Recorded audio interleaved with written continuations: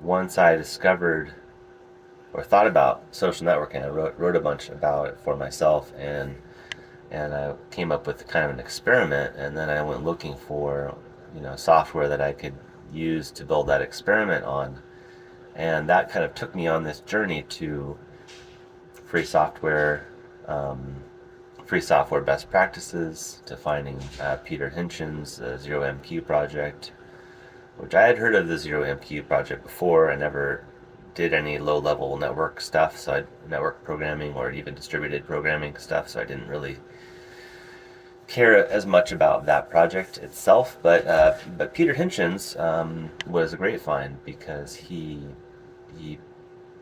sort of proved out this problem-solving mode of community management, and like growing a community by making it the kind of place that anyone would want to come and contribute, making sure that when they contribute something that it's going to be accepted. What I learned from that, and apparently this is something that's been written about before. I mean, people have been solving problems forever, but this is taking it to a more formal level.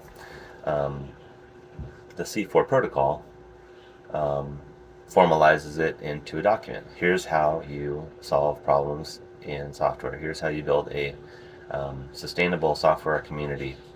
Um, here's how you manage an open source project.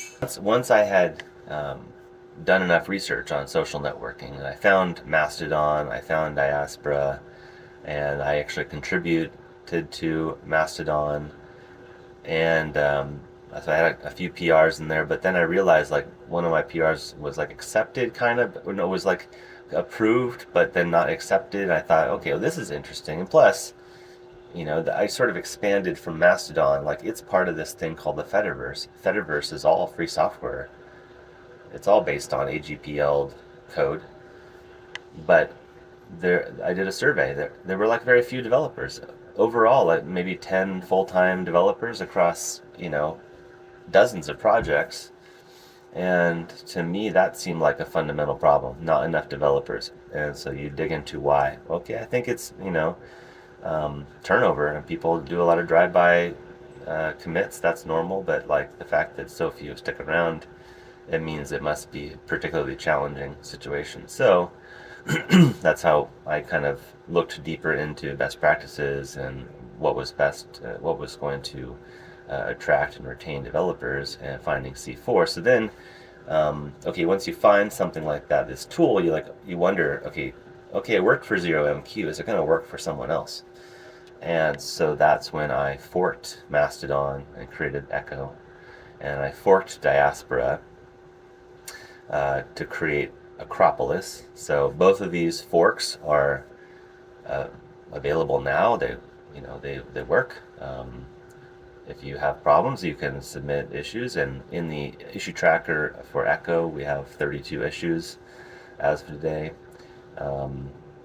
Just yesterday, an issue came up, which was kind of a pointer to a thing that's going on in Mastodon, but actually we don't have that problem in Ecko because at the time we forked, there hadn't been a change.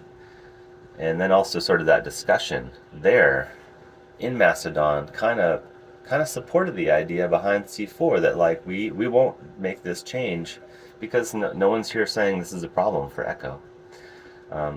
But so to take that further, I think it would be really kind of cool to just talk about each problem in the tracker. I don't know like how many people want to watch a video like, here are the problems, but maybe just it's a way of highlighting the problems, and then leave it there. Enjoy watching.